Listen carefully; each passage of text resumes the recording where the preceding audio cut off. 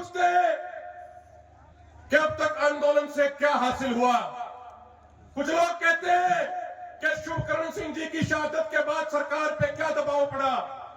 कुछ लोग कहते हैं कि जगजीत सिंह डल्लेवाल जी जो 88 दिनों से आमरण अनशन पे है, उस आमरण अनशन से सरकार पे क्या फर्क पड़ा। इस आंदोलन के शहीदों ने सरकार पे क्या फर्क डाला। तो उन लोगों को सिर्फ 3-4 बातें कहना चाहते हैं।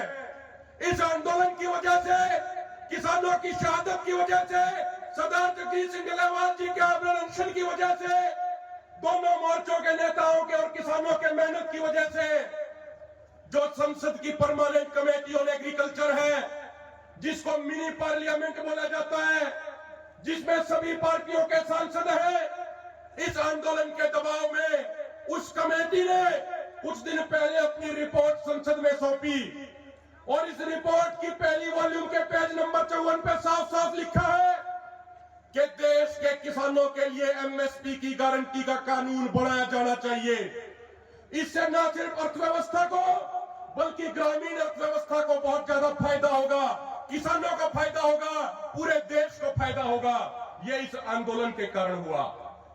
कुछ लोग जो पहले कहते थे, जो भूले भटके लोग कहते थे कि सफेद पे काले से लिखवा लो, एमएसपी नहीं मिलेगी, इस आंदोलन की वजह से पिछले 1 साल से उनको भी एमएसपी गारंटी कानून की बात करने पे मजबूर होना पड़ा है। आज वो भी एमएसपी गारंटी कानून की बात कर रहे हैं। ये आंदोलन की देन है। पहले सरकारें कहती थी, कुछ सरकारी और दरबारी अर्थशास्त्री कहते थे कि एमएसपी गारंटी कानून बन गया तो महंगाई बहुत हो जाएगी, व्यापारियों का क्या होगा, व्यापारी सामान खरीदना बंद कर देंगे। लेकिन इस आंदोलन ने दिखाया, इस आंदोलन ने घर घर तक बताया कि वो आरबीआई की रिपोर्ट उठा के पढ़ लो, जिस आरबीआई की महंगाई पे रिपोर्ट कहती है कि किसान का उत्पाद जब मार्केट में बिकता है, जिस रेट में बिकता है, उसका मात्र 30% खेती करने वाले किसान तक पहुंचता है। 30% से भी कम पहुंचता है। बाकी 70% व्यापारियों के पास, बिचौलियों के पास चला जाता है। हम सरकार से पूछना चाहते हैं, उन सरकारी और दरबारी अर्थशास्त्रियों से पूछना चाहते हैं कि 6 महीने जो किसान अपने खेत में मेहनत करके फसल पैदा करता है, जो चिलचिलाती धूप में, मूसलाधार बारिश में, कड़कड़ाती ठंड में मेहनत करता है, उसको 30% से भी कम रेट मिलता है। और जो लोग, जो बड़े बड़े व्यापारी सिर्फ 6 घंटे उस कृषि उत्पाद को अपने पास रखते हैं, वो 70% ले जाते हैं। लेकिन उसके बावजूद सरकारों को किसानों की चिंता नहीं है, उन दरबारी सरकारी अर्थशास्त्रियों को किसानों की चिंता नहीं है, उनको उन व्यापारियों की चिंता हो रही है। ये बात हम सरकार से पूछना चाहते हैं।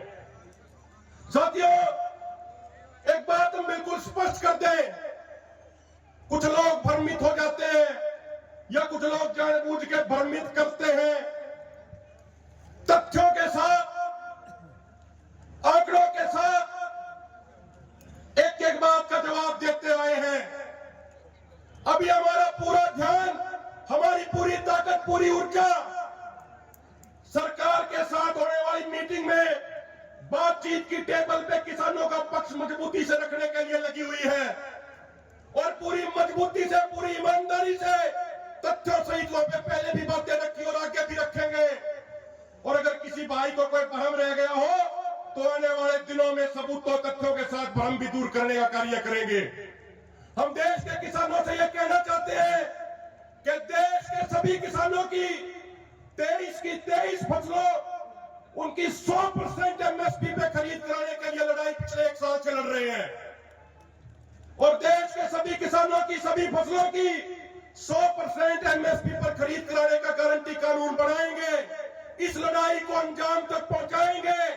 भाईचारे के सहयोग से, उस परमात्मा वाहिगुरु प्रकृति के आशीर्वाद से इस लड़ाई को जरूर जीतेंगे। और अंत में एक जरूर विनती करूंगा, जो हमारे दोनों फोरम बार बार विनती कर चुके हैं, सरदार जगजीत सिंह डल्लेवाल जी भी ये बात कहते हैं कि अगर पूरे देश में कोई भी किसान साथी, कोई भी किसान संगठन का नेता, कोई भी बुद्धिजीवी यदि एमएसपी गारंटी कानून के संबंध में या हमारी अन्य मांगों के संबंध में कोई सकारात्मक सुझाव हमें देना चाहता है तो हम दिल खोल के खुले मन से उसका स्वागत करेंगे। तीनों मोर्चों पे, दादा सिंह वाला खनौरी मोर्चे पे, शंभू मोर्चे पे, रतनपुरा मोर्चे पे आके वो साथी अपने सुझाव दे सकते हैं। ईमेल के माध्यम से या फोन के माध्यम से भी सुझाव दे सकते हैं। सारे सकारात्मक सुझावों का स्वागत किया जाएगा। और अंत में यह कह के अपनी बात खत्म करता हूं कि जिस दिन देश के सभी किसानों की 23 फसलों की 100% एमएसपी पर खरीद करने का गारंटी कानून बनेगा, वो भाई शुभकरण सिंह जी को सच्ची श्रद्धांजलि होगी।